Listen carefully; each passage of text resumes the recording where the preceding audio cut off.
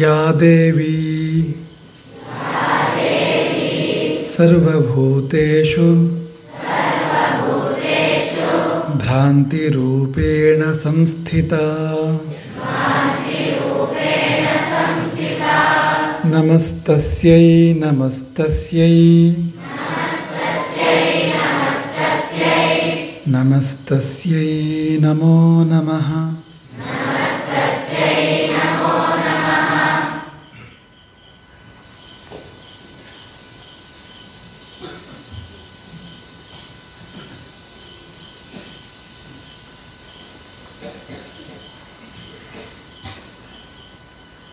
ರಕ್ತಬೀಜಾಸುರನಿಂದ ನಾವು ಕಲಿಯಲಿಕ್ಕೆ ಏನಿದೆ?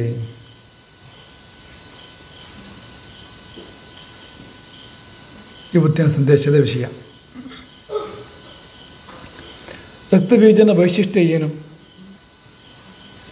ರಕ್ತಬಿಂದುರು ಯದಾ ಭೂಮೌ ಪತತ್ಯಸ್ಯ ಶರೀರತಃ ಸಮುತ್ಪತತೆ ಮೇದಿನ್ಯಾಂ ತತ್ ಪ್ರಮಾಣೋ ಮಹಾಸುರಃ. ರಕ್ತಬೀಜನ ಮೈಯಿಂದ ಒಂದು ಬಿಂದು ರಕ್ತ ಭೂಮಿಗೆ ಬಿದ್ದರೆ ಅಲ್ಲಿಂದ ಮತ್ತೆ ಅಂಥದೇ ಮತ್ತೊಬ್ಬ ರಾಕ್ಷಸನ ಸೃಷ್ಟಿ. ತತ್ ಪ್ರಮಾಣ ಅಂದರೆ ಅವನದೇ ಎತ್ತರ, ಅವನದೇ ಅಗಲ, ಅವನದೇ ಶಕ್ತಿ, ಅವನದೇ ಬುದ್ಧಿ, ಪ್ರತಿಕೃತಿ. ಇದು ಒಂದು ಬಿಂದುವಿಗೆ ಮಾತ್ರ ಅಂತಲ್ಲ, ರಕ್ತಬೀಜನ ಶರೀರದಿಂದ ಎಷ್ಟೆಷ್ಟು ಬಿಂದು ರಕ್ತ ಭೂಮಿಗೆ ಬಿದ್ದರೂ ಕೂಡ ಒಂದೊಂದು ಬಿಂದುವಿನಲ್ಲೂ ಕೂಡ ಒಬ್ಬೊಬ್ಬ ರಾಕ್ಷಸ ಹುಟ್ಟುತ್ತಾನೆ. ಅವನು ರಕ್ತಬೀಜನಾಗಿರ್ತಾನೆ. ಹಾಗಂತ ರಕ್ತಬಿಂದುವಿನಿಂದ ಹುಟ್ಟಿದ ರಾಕ್ಷಸ ಇದ್ದಾನಲ್ಲ, ಅವನ ರಕ್ತದಿಂದ ಪುನಃ ಬೇರೆ ರಕ್ತಬೀಜ ಹುಟ್ಟಲಿಕ್ಕೆ ಸಾಧ್ಯ ಇಲ್ಲ. ಈಗಿನ ಕಾಲದಲ್ಲಿ ಈ ಕುಲಾಂತರಿ ಬೀಜಗಳನ್ನು ಕೊಡ್ತಾರೆ. ಹಿಂದಿನ ಕಾಲದಲ್ಲಿ ಬೀಜಗಳು ಹೇಗಿರ್ತಿತ್ತು ಅಂದರೆ ಆ ಬೀಜದಿಂದ ಪುನಃ ಬೀಜ ಮಾಡಿ ನಾವು ಕೃಷಿ ಮಾಡ್ಬೋದು. ಆದರೆ ಈಗ ಹಾಗಲ್ಲ. ಕಂಪನಿಗಳು ಲಾಭಕ್ಕೋಸ್ಕರವಾಗಿ ಏನು ಮಾಡ್ತವೆ ಅಂದರೆ ಆ ಬೀಜಗಳನ್ನು ಹಾಕಿದರೆ ನೀವು 1 ವರ್ಷಕ್ಕೆ ಪರವಾಗಿಲ್ಲ, ಮುಂದಿನ ವರ್ಷಕ್ಕೆ ಮತ್ತೆ ಆ ಕಂಪನಿಯಿಂದ ಬೀಜ ಖರೀದಿ ಮಾಡಬೇಕು ನೀವು. ಆ ರೀತಿ ಒಂದು ವ್ಯವಸ್ಥೆ ಇರ್ತದೆ. ಅಂದರೆ ಸಂತತಿ ಮುಂದುವರೆದಿರತಕ್ಕಂಥ ಬೀಜಗಳನ್ನು ಮಾರಾಟ ಮಾಡ್ತಾರೆ ಅವರು ರೈತರಿಗೆ. ಅದೇ ತರಹ ಇದು. ರಕ್ತಬೀಜನ ರಕ್ತದಿಂದ ರಕ್ತಬೀಜದ ಸೃಷ್ಟಿ, ಅಲ್ಲಿಂದ ಮುಂದುವರಿಕೆ ಎಲ್ಲ ಮತ್ತೆ ಬಹಳ ವಿಶೇಷವಾಗಿದೆ. ಯಾಕೆಂದರೆ ಅವನನ್ನು ಕೊಲ್ಲಲಿಕ್ಕೆ ಸಾಧ್ಯ ಇಲ್ಲ. ಯುದ್ಧ ಮಾಡದೆ ಕೊಲ್ಲೋಕ್ಕೆ ಸಾಧ್ಯ ಇಲ್ಲ ರಕ್ತಬೀಜನನ್ನು. ಯುದ್ಧ ಮಾಡಿದರೆ ರಕ್ತಬೀಜದ ಸೈನ್ಯವೇ ಸೃಷ್ಟಿಯಾಗ್ತದೆ. ಯುದ್ಧದಲ್ಲಿ ಪ್ರಯತ್ನಪಟ್ಟು ಅವನಿಗೇನಾದರೂ ಒಂದು ಪ್ರಹಾರವನ್ನು ಮಾಡಿದರೆ ಮರುಕ್ಷಣ ಬಲವೃದ್ಧಿ. ನೋಡಿ ಇದು ಎಂಥ ವರ ನೋಡಿ. ಅವನನ್ನು ಕೊಲ್ಲಲಿಕ್ಕೆ ಪ್ರಯತ್ನ ಪಟ್ಟರೆ ಅವನು ಹೇಗೂ ಸಾಯೋದಿಲ್ಲ, ಮಾತ್ರ ಅಲ್ಲ ಅಂಥ ಅನೇಕರು ಸೃಷ್ಟಿಯಾಗ್ತಾರೆ. ಮತ್ತೆ ಅಪರೂಪದಲ್ಲಿ ಅಪರೂಪದ ವರ ನೋಡಿ. ಹಾಗಾಗಿ ಆ ವರದ ಸುದ್ದಿ ಯಾರು ಕೇಳ್ತಾರೋ ಅವ್ರು ಯಾರೂ ರಕ್ತಬೀಜನ ತಂಟೆಗೆ ಹೋಗೋದಿಲ್ಲ. ಅವನ ಮೇಲೆ ಕತ್ತಿ ಎತ್ತಲಿಕ್ಕೆ ಸಾಧ್ಯ ಇಲ್ಲ. ಇಂತಹ ರಕ್ತಬೀಜ ಶುಂಭ ನಿಶುಂಭರ ಪರವಾಗಿ ಯುದ್ಧಕ್ಕೆ ಬಂದ. ಯಾವಾಗ ಅಸುರ ಸೈನ್ಯವೆಲ್ಲ ಹೆಮ್ಮೆಟ್ಟಿ ಹೋಯಿತು, ದೇವಿ, ಮಾತೃಗಣಗಳು, ಕಾಳಿ, ಶಿವದೂತಿ ಇವರೆಲ್ಲರ ಒಂದು ಪರಾಕ್ರಮಕ್ಕೆ, ಇವರೆಲ್ಲರ ಸತ್ವ ಸಾಮರ್ಥ್ಯಕ್ಕೆ ಎದುರಾಗಲಿಕ್ಕೆ ಸಾಧ್ಯ ಆಗದೆ ಶುಂಭ ನಿಶುಂಭರ ಸೈನ್ಯವೆಲ್ಲ ಪಲಾಯನ ಮಾಡಿದಾಗ ಯೋದ್ಧು ಮಭ್ಯಾಯೋ ಕ್ರುದ್ಧ ರಕ್ತಬೀಜೋ ಮಹಾಸುರ. ರಕ್ತಬೀಜನು ಆ ಸಮಯದಲ್ಲಿ ಯುದ್ಧಕ್ಕೆ ಬಂದನು. ಹೇಗಪ್ಪ ಯುದ್ಧ ಮಾಡೋದು ಅವನ ಜೊತೆಯಲ್ಲಿ? ಇಂದ್ರಾಣಿ ಮೊದಲು ರಕ್ತಬೀಜನನ್ನು ಎದುರಿಸ್ತಾಳೆ. ಇಂದ್ರಾಣಿ ಅಂದರೆ ಇಂದ್ರನದ್ದೇ ಸ್ತ್ರೀ ರೂಪ. ಅದು ದೇವೇಂದ್ರನೇ ಸ್ತ್ರೀ ರೂಪದಲ್ಲಿದ್ದಾನೆ. ಅವಳ ಕೈಯಲ್ಲಿ ವಜ್ರಾಯುಧ ಇದೆ. ಇಂದ್ರನ ಕೈಯಲ್ಲಿ ಹೇಗೆ ವಜ್ರಾಯುಧ ಇರ್ತದೆ, ಇಂದ್ರಾಣಿ ಕೈಯಲ್ಲಿ ಕೂಡ ವಜ್ರಾಯುಧ ಇದೆ. ವಜ್ರಾಯುಧದಿಂದ ಒಂದು ಬಲವಾದ ಪ್ರಹಾರ ಮಾಡಿದಳು. ತಗೊಳ್ಳಿ ಏನಾಯಿತು? ಯಾವಂತಃ ಪತಿತಾಸ್ತಸ್ಯ ಶರೀರಾದ ರಕ್ತಬಿಂದವಃ ತಾವಂತಃ ಪುರುಷಃ ಜಾತಾಃ ತದ್ವೀರ್ಯ ಬಲ ವಿಕ್ರಮಃ. ಇಂದ್ರಾಣಿಯ ವಜ್ರಾಘಾತದಿಂದ ಚಿಮ್ಮಿತು ರಕ್ತ. ಎಷ್ಟು ಬಲವಾಗಿ ಪ್ರಹಾರ ಮಾಡಿದಾಳೆ ಇಂದ್ರಾಣಿ, ಅಷ್ಟು ಜೋರಾಗಿ ರಕ್ತ ಚೆಮ್ಮಿದೆ. ಎಷ್ಟು ರಕ್ತ ಚೆಮ್ಮಿದೆಯೋ ಅಷ್ಟು ರಕ್ತಬೀಜದ ಸೃಷ್ಟಿಯಾಗಿದೆ.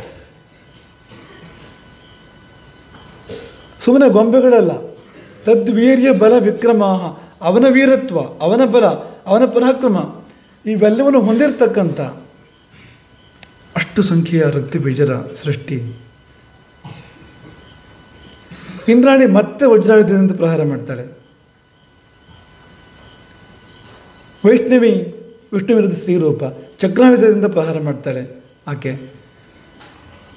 ಬೇರೆ ಬೇರೆ ದೇವಿಯರು ಕೌಮಾರಿ ತನ್ನ ಶಕ್ತಿಯಿಂದ ಪ್ರಹಾರ ಮಾಡ್ತಾಳೆ. ಕೌಮಾರಿ ಅಂದರೆ ಸುಬ್ರಹ್ಮಣ್ಯನ ಕುಮಾರಸ್ವಾಮಿಯ ಸ್ತ್ರೀ ರೂಪ ಅದು. ವಾರಾಹಿ ವರಾಹ ಅವತಾರದ ಸ್ತ್ರೀ ರೂಪ ಅದು. ಮಹೇಶ್ವರಿ ಶಿವನ ಸ್ತ್ರೀ ರೂಪ, ಆಕೆ ತ್ರಿಶೂಲದಿಂದ ಪ್ರಹಾರ ಮಾಡ್ತಾಳೆ. ರಕ್ತ ಬೀಜನ ದೇಹದಿಂದ ಪ್ರವಾಹದಂತೆ ಹರಿಯಿತು ರಕ್ತ. ಅನಂತ ರಕ್ತ ಬೀಜದ ಸೃಷ್ಟಿಯಾಯಿತು. ಪರಿಸ್ಥಿತಿ ಹೇಗಿತ್ತು ಅಂದರೆ ಜಗತ್ತೆಲ್ಲ ರಕ್ತ ಬೀಜರು.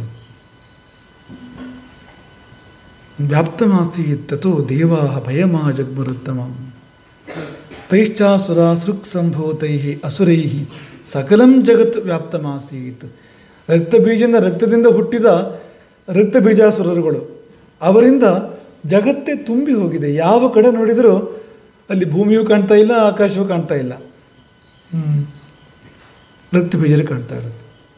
ದೇವತೆಗಳಿಗೆ ಚಿಂತೆಯಾಯಿತು, ದೇವತೆಗಳಿಗೆ ಭಯವಾಯಿತು. ಏನು ಮಾಡೋದು ಈಗ? ಪರಿಹಾರ ಏನು? ಈಗ ಸಮಸ್ಯೆ ಹೇಗಿದೆ ಅಂದರೆ ಪರಿಹಾರ ಮಾಡಿದಾಗ ಸಮಸ್ಯೆ ಜಾಸ್ತಿ ಆಗುತ್ತೆ. ಹೇಗಪ್ಪ? ಯುದ್ಧ ಮಾಡದೆ ಇದ್ರೆ ಗೆಲ್ಲಕ್ಕೆ ಸಾಧ್ಯ ಇಲ್ಲ, ಯುದ್ಧ ಮಾಡಿದರೆ ಶಕ್ತಿ ವೃದ್ಧಿ ಆತನದ್ದು. ರಕ್ತಬೀಜ ಸೈನ್ಯ, ಈ ಶುಂಭ ನಿಶುಂಭರ ಸೈನ್ಯಕ್ಕಿಂತ ದೊಡ್ಡ ರಕ್ತಬೀಜ ಸೈನ್ಯ ಹುಟ್ಟುಬಿಟ್ಟಿದೆ.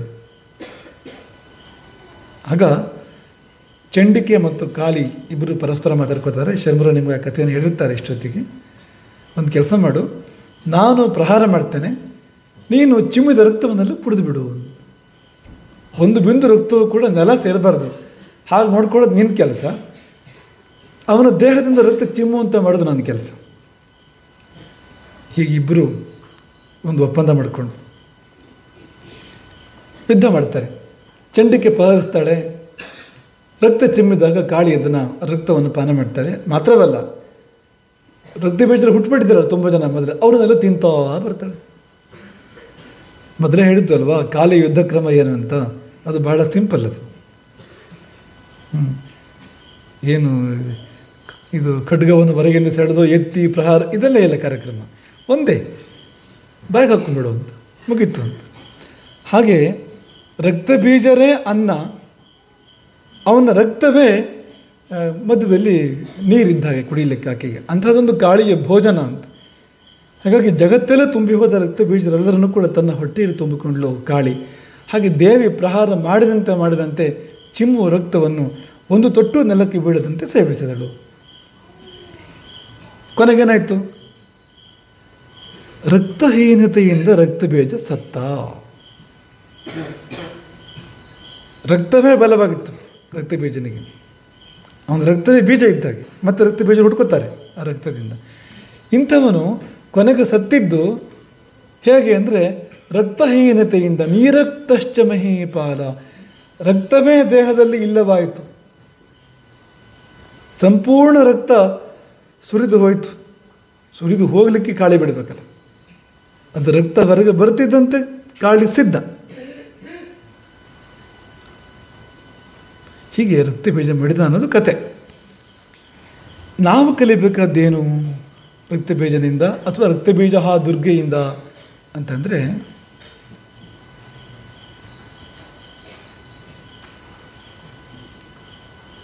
ಜಾತಸ್ಯ ಹಿ ಧ್ರುವೋ ಮೃತ್ಯು. ತಪ್ಪಿಸಲಾರದ ಒಂದು ಸಂಗತಿ ಜೀವನದಲ್ಲಿ ಮೃತ್ಯು.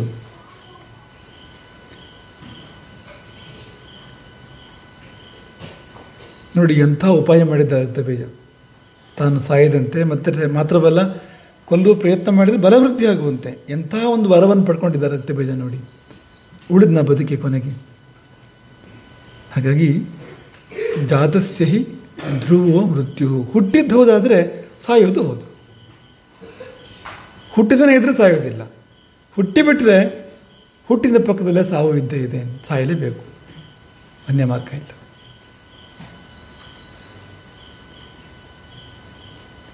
ರಾವಣ ಬರ ಪಡ್ಕೊಂಡ. ದೇವತೆಗಳಿಂದ ಸಾವು ಬರಬಾರ್ದು, ಯಕ್ಷರಿಂದ ರಾಕ್ಷಸರಿಂದ ಸಾವು ಬರಬಾರ್ದು, ಗಂಧರ್ವರಿಂದ ಪನ್ನಗರಿಂದ ಸಾವು ಬರಬಾರ್ದು. ಉದ್ದ ಪಟ್ಟಿ. ಆದರೆ ಅಷ್ಟು ದೊಡ್ಡ ವರಕ್ಕೆ ಅರ್ಥ ಏನಾಯಿತು ಕೊನೆಗೆ ಅಂದರೆ, ಕೇಳಿದ್ದು ಮನುಷ್ಯರು ಮತ್ತು ಮರ್ಕಟರನ್ನು ಹೊರತುಪಡಿಸಿ ಮತ್ತಾರಿಂದಲೂ ಸಾವು ಬರಬಾರ್ದು. ಆ ವಾಕ್ಯವನ್ನು ಹೀಗೆ ತಿರುಗಿಸಿ ಓದಿದರೆ ನನಗೆ ಮನುಷ್ಯರು ಮರ್ಕಟದಿಂದಲೇ ಸಾವು ಬರಬೇಕು. ರಾವಣ ಉಳ್ಕೊಂಡ ಶಾಶ್ವತವಾಗಿ. ಸಾವು ಬಂದೇ ಬಂತಲ್ವಾ ರಾವಣನಿಗೆ. ಹಿರಣ್ಯಕಶಿಪುವಿನ ಮೇಲೆ ಮತ್ತೂ ಜೋರಾಗಿದೆ. ಹಗಲು ಸಾಯಬಾರ್ದು, ರಾತ್ರಿಯೂ ಸಾಯಬಾರ್ದು. ಹೇಗಪ್ಪ ಕೊಲ್ಲೋದು ಇವನನ್ನು? ಒಳಗೂ ಸಾಯಬಾರ್ದು, ಹೊರಗೂ ಸಾಯಬಾರ್ದು, ಮೇಲೂ ಸಾಯಬಾರ್ದು, ಕೆಳಗೂ ಸಾಯಬಾರ್ದು, ಮನುಷ್ಯರಿಂದಲೂ ಸಾಯಬಾರ್ದು, ಪ್ರಾಣಿಗಳಿಂದಲೂ ಸಾಯಬಾರ್ದು, ಆಯುಧಗಳಿಂದ ಸಾಯಬಾರ್ದು. ಹಿರಣ್ಯಕಶಿಪುವಿನ ವರದ ವಿವರವನ್ನು ನೋಡಿದರೆ ಸಾಧ್ಯವೇ ಇಲ್ಲ ಅವನನ್ನು ಕೊಲ್ಲಲಿಕ್ಕೆ ಅನಿಸ್ಬಿಡ್ತದೆ ಅಂತ. ಎಂಥ ವರ ಅದು ಅಂತ, ಅಭೇದ್ಯ ವರ ಅಂತ. ಆದರೆ ಸಾವು ಬಂತೋ ಇಲ್ವೋ? ಹಗಲು ಅಲ್ಲ, ರಾತ್ರಿಯೂ ಅಲ್ಲ, ಸಂಧ್ಯಾಕಾಲ. ಸೂರ್ಯಾಸ್ತ ಆಗಿದೆ, ಹಾಗಾಗಿ ಹಗಲಲ್ಲ. ನಕ್ಷತ್ರಗಳೇ ಉದಯಿಸಿಲ್ಲ ಇನ್ನೂ ಕೂಡ. ರಾತ್ರಿಯೂ ಅಲ್ಲ. ರಾತ್ರಿಗೆ ನಕ್ಷತ್ರಗಳೇ ಲಾಂಛನ, ಹಗಲಿಗೆ ಸೂರ್ಯ. ರಾತ್ರಿಗೆ ಚಂದ್ರ ಲಾಂಛನ ಅಲ್ಲ, ಯಾಕೆಂದರೆ ಅಮಾವಾಸ್ಯೆ ದಿನ ಏನು ಮಾಡ್ತೀರಿ? ನಕ್ಷತ್ರಗಳು. ಹಾಗಾಗಿ ಇತ್ತ ಸೂರ್ಯನೂ ಇಲ್ಲ, ಅತ್ತ ನಕ್ಷತ್ರಗಳೂ ಇಲ್ಲ. ಸಂಧ್ಯಾಕಾಲ. ಮೇಲೂ ಸಾಯಬಾರದು, ಕೆಳಗೂ ಸಾಯಬಾರದು, ಒಳಗೂ ಸಾಯಬಾರ್ದು, ಹೊರಗೂ ಸಾಯಬಾರ್ದು. ಈ ಹೊಸ್ತಿಲು ಅದು ಒಳಗೂ ಅಲ್ಲ, ಹೊರಗೂ ಅಲ್ಲ. ಹೊಸ್ತಿಲಿನಲ್ಲಿ ಕೂರಿಸ್ಕೊಂಡು ನರಸಿಂಹ ಸಂಹಾರ ಮಾಡಿದ್ದು ಹಿರಣ್ಯಕಶಿಪುವನ್ನು. ಮೇಲೂ ಅಲ್ಲ, ಕೆಳಗೂ ಅಲ್ಲ, ತನ್ನ ಮಡಿಲಲ್ಲಿ ತೊಡೆ ಮೇಲೆ. ಅದು ಕೆಳಗಲ್ಲ, ಭೂಮಿಯಲ್ಲ, ಆಕಾಶವೂ ಅಲ್ಲ. ನೋಡಿ ಹೇಗಿರ್ತದೆ ವಿಧಿ ಅಂತ. ಮನುಷ್ಯನೋ ಸಿಂಹದ ತಲೆ ಇದೆ, ಮನುಷ್ಯನಲ್ಲ. ಪ್ರಾಣಿಯೋ ಮನುಷ್ಯ ಶರೀರ ಇದೆ. ಹಾಗಾಗಿ ಮನುಷ್ಯ ಅಂದರೆ ಮನುಷ್ಯ ಅಲ್ಲ, ಪ್ರಾಣಿ ಅಂದರೆ ಪ್ರಾಣಿ ಅಲ್ಲ.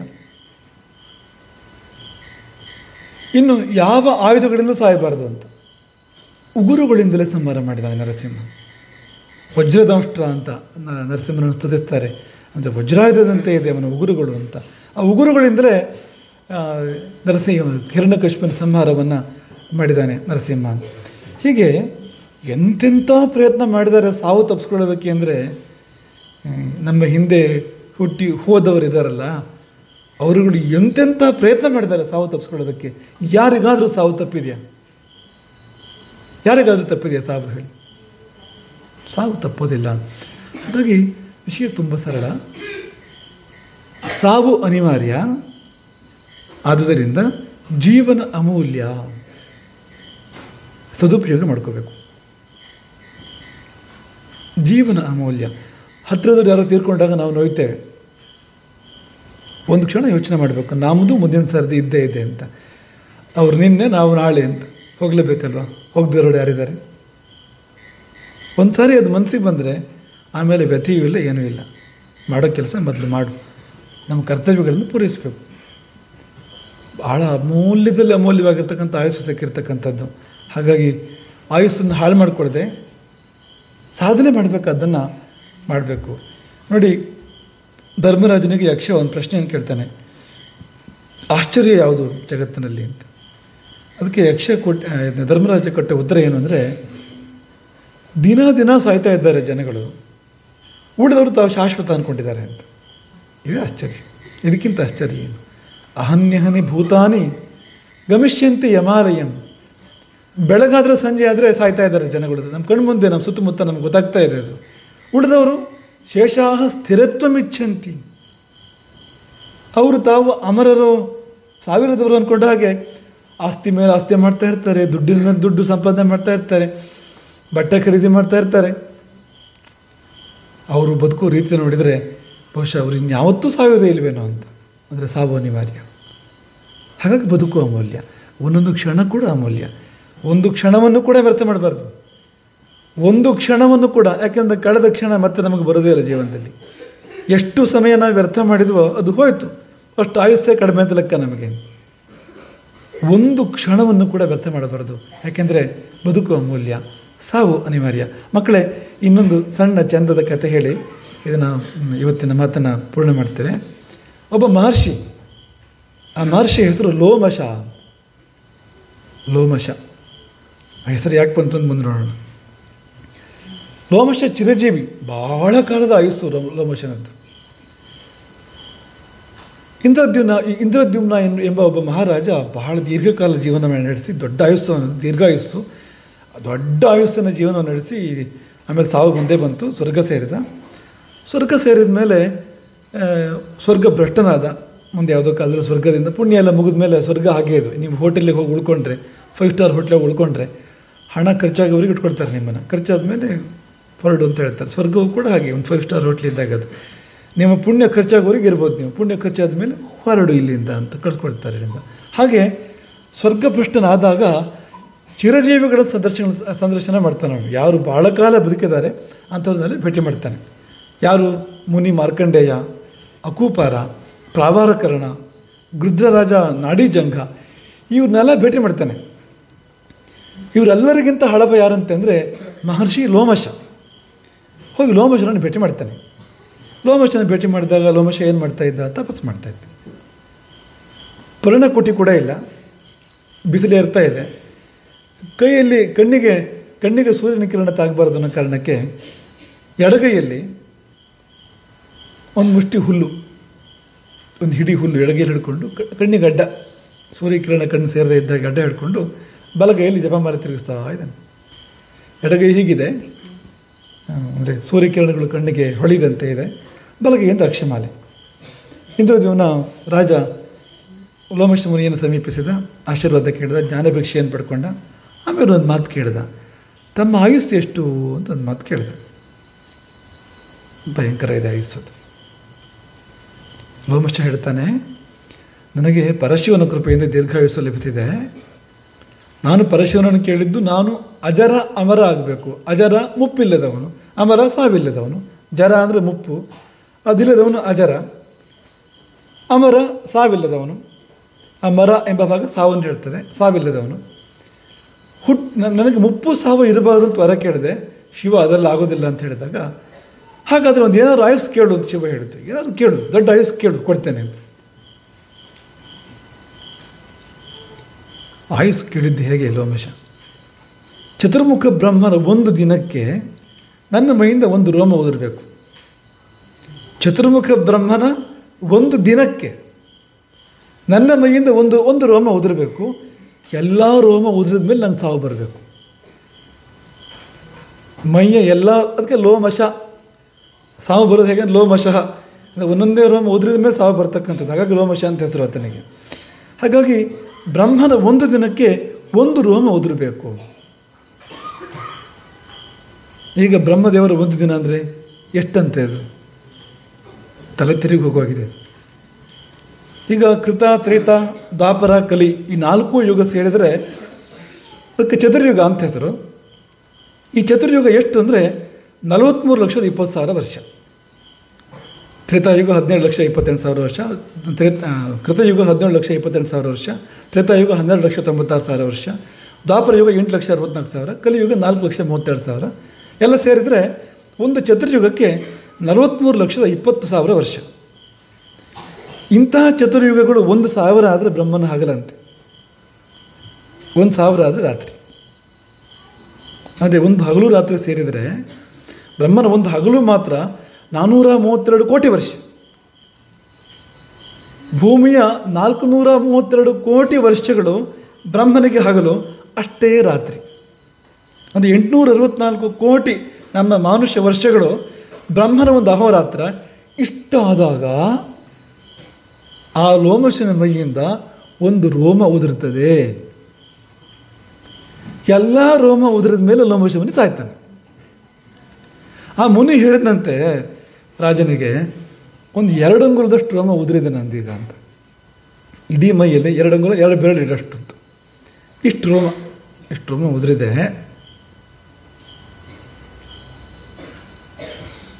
ಅದಕ್ಕೆ ಇಂದ್ರದ್ಯುಮ್ನ ಹೇಳಿದಂತೆ, ಅಲ್ಲ ಸರಿ, ಒಂದು ಪರ್ಣಕುಟಿನೂ ಕಟ್ಕೊಂಡಿಲ್ಲ ನೀವು, ಬಿಸಿಲು ಬೇರೆ, ಕಣ್ಣಿಗೆ ಸೂರ್ಯನ ಬಿಸಿಲು ಹೊಡಿತಾ ಇದೆ, ಒಂದು ಪರ್ಣಕುಟಿನೂ ಕಟ್ಕೊಂಡಿರಲ್ಲ, ಯಾಕೆ ನೀವು ಹೀಗೆ ಇದ್ದೀರಿ? ಅದೇ ಸೂರ್ಯ ಕಿರಣಕ್ಕೆ ಅಡ್ಡವಾಗಿ ನೀವು ಹುಲ್ಲೆಲ್ಲ ಇಟ್ಕೊಂಡು ಯಾಕೆ ಕಷ್ಟಪಡಬೇಕು? ಒಂದು ಪರ್ಣಕುಟಿ ಕಟ್ಕೋಬಾರ್ದ ಅಂತ. ಅದಕ್ಕೆ ಲೋಮಶ ಹೇಳಿದಂತೆ, ಹೇಗೂ ಸಾಯಬೇಕು ಒಂದು ದಿನ, ಹಾಗಾಗಿ ಯಾಕೆ ಸುಮ್ಮನೆ ಪರ್ಣಕುಟಿ ಇತ್ತು? ನಾವು ಹೇಗಿರಬೇಕು ಹೇಳಿ? ನಾವು ಮಾಡಿ ಮೇಲೆ ಮಾಡಿ ಕೊಟ್ಟವರು ಬದುಕೋದೆಷ್ಟು ದಿವಸ? 864 ಕೋಟಿ ವರ್ಷಗಳಾದಾಗ ಒಂದು ರೋಮ ಉದುರೋನು, ಹಾಗೆ ಎಲ್ಲ ರೋಮ ಉದುರಿದ ಮೇಲೆ ಸಾಯೋನು, ಅವನು ಮನೆ ಹೋಗಲಿ ಪರ್ಣ ಕುಡಿನೂ ಕಟ್ಕೊಂಡಿಲ್ವಂತೆ. ಯಾಕೆ ಅಂದರೆ ಹೇಗೂ ಸಾಯಬೇಕು ಒಂದು ದಿನ, 2 ಅಂಗುಲ ಉದುರಿದೆ, ಪೂರ್ತಿ ಉದುರಿದಾಗ ಸಾಯ್ತೇನೆ. ನಮಗೆ ಯಾಕೆ ಭ್ರಮೆ ಅಂತ? ನಾವು ಯಾಕೆ ಹಣದ ಹಿಂದೆ ಓಡ್ತೇವೆ? ಶಾಶ್ವತ ನಾವು ಅಂತ ಅನ್ಕೋತೇವೆ, ಅಂದ್ಕೊಂಡು ಏನೇನೋ ಪಾಪ ಪುಣ್ಯಗಳನ್ನೆಲ್ಲ ಮಾಡ್ತೇವೆ, ಪಾಪಗಳನ್ನು ಮಾಡ್ತೇವೆ ಮುಖ್ಯವಾಗಿ ಸುಖವಾಗಿರಬೇಕು ಅನ್ನೋ ಕಾರಣಕ್ಕೆ. ಎಂಥ ಒಂದು ಸಂದೇಶ ಇದೆ ನೋಡಿ ರೋಮಶ ಮಹರ್ಷಿಯದ್ದು. ಹಾಗಾಗಿ ಅಂಥ ರೋಮಶನೇ ಬದುಕು ಶಾಶ್ವತ ಅಲ್ಲ ಅಂದರೆ ನಾವು ನೀವಲ್ಲಿ ಏನು ಒಂದು ಹುಲ್ಲು ಕೂಡ ಅಲ್ಲ ಅಂತ. ರೋಮಶನ ಕೈಯಲ್ಲಿರ್ತಕ್ಕಂಥ ಹುಲ್ಲಿದೆಯಲ್ಲ, ಒಂದು ಹಿಡಿ ಹುಲ್ಲು, ಆದರೆ ಒಂದು ಹುಲ್ಲಿಗೂ ಸಮಾನ ಅಲ್ಲ, ಅವನು ಒಂದು ರೋಮಕ್ಕೂ ಸಮಾನ ಅಲ್ಲ. ಅವನು ಒಂದು ರೋಮಕ್ಕೆ ಯೋಗ್ಯತೆ 864 ಕೋಟಿ ವರ್ಷಗಳು. ನಾವೆಲ್ಲಿದ್ದೇವೆ? ಹಾಗಾಗಿ ಮಕ್ಕಳೇ, ಈ ಅಂಶ ನಾವು ಚೆನ್ನಾಗಿ ಇಟ್ಕೊಳ್ಬೇಕು ಮನಸ್ಸಲ್ಲಿ. ಬದುಕು ಶಾಶ್ವತ ಅಲ್ಲ, ಸಾವು ಅನಿವಾರ್ಯ. ಸಾವು ಅನಿವಾರ್ಯ ಆಗಿದ್ದರಿಂದಲೇ ಬದುಕು ಅಮೂಲ್ಯ. ಬದುಕು ಅಮೂಲ್ಯ ಆಗಿದ್ದರಿಂದಲೇ ಬದುಕನ್ನು ನಾವು ವ್ಯರ್ಥ ಮಾಡಬಾರ್ದು, ಹಾಳು ಮಾಡ್ಕೋಬಾರ್ದು. ಚೆನ್ನಾಗಿ ಬದುಕಬೇಕು, ಒಂದು ಕ್ಷಣವೂ ಬಿಡದೆ ಒಳ್ಳೆ ಕೆಲಸ ಮಾಡ್ತಾ ಇರಬೇಕು. ಒಂದೇ ಒಂದು ಕ್ಷಣವೂ ಬಿಡದೆ ಆರಾಮಾಗಿರಬೇಕು ನನಗೆ ಅಂತೆಲ್ಲ ಅನ್ಕೋಬಾರ್ದು. ಇವತ್ತು ಫ್ರೀ, ಇವತ್ತು ರಜಾ. ನಾವಿಲ್ಲಿ ರಜೆ ಕೊಡ್ತಾ ಇಲ್ಲ ಜಾಸ್ತಿ ನಮ್ಮ ಗುರುಕುಲದಲ್ಲಿ. ರಜೆ ಯಾಕೆ ಬೇಕು ರಜೆ ನಮಗೆ? ನೀವು ಆಲೋಚನೆ ಮಾಡಿ. ನೀವು ಒಂದು ದಿನ ಪೂರ್ತಿ ಏನೂ ಮಾಡದೆ ಹಾಳು ಮಾಡಿದರೆ ಒಂದು ದಿನದ ಆಯುಸ್ಸೇ ಕಡಿಮೆ ಆದಂತೆ ನಿಮಗೆ.